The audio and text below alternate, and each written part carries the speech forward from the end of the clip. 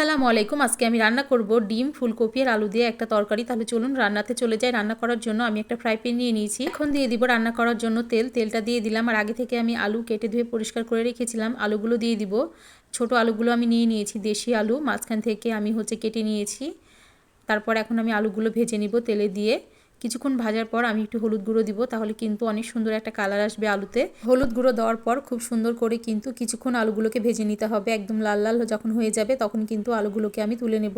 আলুগুলো ভেজে নেওয়া হয়ে গেছে, এখন আমি আলুগুলো তুলে নেব। আর আমি এখন দিয়ে দিব আগে থেকে ফুলকপি ভালো করে ধুয়ে কেটে রেখেছিলাম, ফুলকপিগুলো দিয়ে দিব আর খুব ভালো করে ভেজে নিব। অনেকেই বলে নাকি ফুলকপি রান্না করার পর গন্ধ লাগে। এইভাবে যদি ভেজে নিয়ে রান্না করা যায় তাহলে কিন্তু কোনো গন্ধ লাগে না ফুলকপি থেকে। এখন আমি কিছুটা পরিমাণে হলুদ গুঁড়ো দিয়ে দিব, তাহলে কিন্তু আলুর মতো ফুলকপিতেও খুব সুন্দর একটা কালার আসবে। দেখুন হলুদ গুঁড়ো দেওয়ার পর কতটা সুন্দর লাগছে দেখতে। আমি কিন্তু খুব ভালো করে ভেজে নিচ্ছি, একটু ভেজে নিলে খেতেও ভালো লাগে। ফুলকপিগুলো ভেজে নেওয়া হয়ে গেছে, এখন আমি ফুলকপিগুলো তুলে নেব। আর এখন আমি দিয়ে দেবো আবারও তেল। আর আগে থেকে আমি সেদ্ধ করে রেখেছিলাম ডিমগুলো খোসা ছাড়িয়ে নিয়েছি। এখন আমি তেলে দিয়ে ডিমগুলো ভেজে নেব। আমি এখানে আজকে 5টা ডিম দিয়ে রান্না করব। আপনারা চাইলে পরিমাণে ডিম বেশিও দিতে পারেন। একটু হলুদ গুঁড়ো দিয়ে দিব। হলুদ গুঁড়ো দেওয়ার পর কিছুক্ষণ ভেজে নিব ডিমগুলো, তারপর তুলে নেব। আপনারা চাইলে কিন্তু ফুলকপি আলু না ভেজেও রান্না করতে পারেন, কিন্তু ভেজে রান্না করলে খেতে ভালো লাগে, সেই জন্য আমি ভেজে রান্না করি। ডিমগুলো ভেজে নেওয়ার পর তুলে নিয়েছি। এখন আমি এখানে দিয়ে দিলাম রান্না করার জন্য পেঁয়াজ আমি দিয়ে দিয়েছি, হালকা করে ভেজে নেব। পেঁয়াজ আমি বেশি ভাজবো না, হালকা করে পেঁয়াজগুলো ভেজে মশলাগুলো দিয়ে কিন্তু খুব সুন্দর করে কষিয়ে রান্না করে নেব। পেঁয়াজগুলো ভেজে নেওয়া হয়ে গেছে, এখন আমি দিয়ে দিব এখানে 1 চামচ হলুদের গুঁড়া, 2 চামচ মরিচের গুঁড়া। আপনারা ঝালটা যেমন খেতে পছন্দ করেন ঠিক তেমনটা দিয়ে দিবেন। তারপর আমি দিয়ে দিব পরিমাণ মতো লবণ। এখন দিয়ে দিব আদা রসুন পেস্ট। আমি এখানে 3 চা চামচ আদা রসুন পেস্ট ব্যবহার করেছি। তারপর সব কিছু একসঙ্গে ভালো করে ভেজে নেব আমি, তাহলে মশলার যে কাঁচা গন্ধ থাকে সেই গন্ধটা আর থাকবে না। খুব ভালো করে মশলাগুলোকে আমি ভেজে নিচ্ছি। মশলাগুলো ভেজে নেওয়া হয়ে গেলে এখন আমি এখানে দিয়ে দিব কিছুটা পরিমাণে পানি দিয়ে মশলাগুলোর সঙ্গে খুব ভালো করে মিশিয়ে নিতে হবে। আর মশলাগুলোকে কষিয়ে নিতে হবে। কিছুক্ষণ ভালো করে মশলাগুলোকে কষিয়ে নিয়েছি।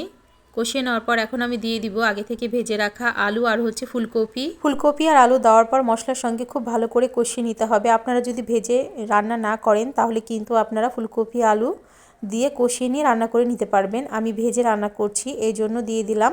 এখন ভালো করে একটু কষিয়ে নেব। কিছুক্ষণ এপাশ ওপাশ করে ফুলকপি আর আলুগুলো কিন্তু কষিয়ে নিলাম। এখন ঢাকনা দিয়ে ঢেকে রাখবো কিছুক্ষণের জন্য ঢাকনা দিয়ে ঢেকে আমি কিন্তু কষিয়ে নেব।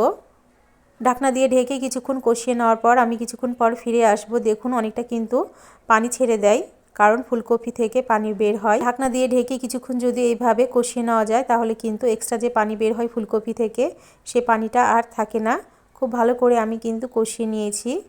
কষিয়ে নেওয়ার পর আবারও একটু নাড়াচাড়া করে নিলাম। নাড়াচাড়া করার পর এখন আমি এখানে দিয়ে দিব পরিমাণ মতন পানি। এখন তরকারিতে আমি ঝোল দিয়ে দিলাম। তারপর সব কিছু আবারও একসঙ্গে একটু নাড়াচাড়া করে নেব।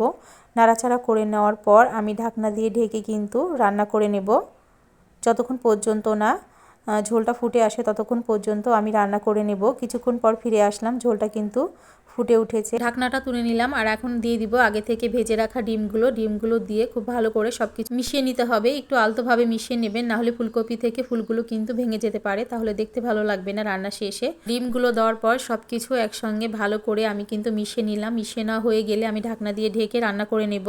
আপনারা চাইলে শুধু ফুলকপি দিয়ে কিন্তু ডিমটা এভাবে রান্না করে নিতে পারেন। আমি আলু দিয়েও রান্না করছি, তাহলে ভালো লাগবে খেতে। ঢাকনা দিয়ে ঢেকে দিয়েছি, কিছুক্ষণ পর ফিরে আসলাম। রান্না করা কিন্তু হয়ে গিয়েছে। এখন আমি এখানে দিয়ে দিব 1 চামচ জিরার গুঁড়োটা দেওয়ার পর আবারও সব কিছু একটু মিশিয়ে নেব। মিশিয়ে নিয়ে কিছুক্ষণ ঢাকনা দিয়ে ঢেকে রাখবো চুলাটা বন্ধ করে, তাহলে কিন্তু আমাদের রান্নাটা তৈরি হয়ে যাবে। অনেক সহজ রেসিপিতে আপনাদের সাথে শেয়ার করলাম আজকে ফুলকপি দিয়ে ডিম আলুর তরকারি। আশা করছি আপনাদেরও অনেক ভালো লেগেছে। যদি এভাবে কোনোদিন রান্না করে না খেয়ে থাকেন অবশ্যই একবার রান্না করে খেয়ে দেখতে পারেন। ঢাকনাটা আমি এখন কিন্তু দিয়ে দিলাম। তারপর কিছুক্ষণ পর ঢাকনাটা আমি তুলে নেব। একদম পুরোপুরি রান্নাটা হয়ে গিয়েছে।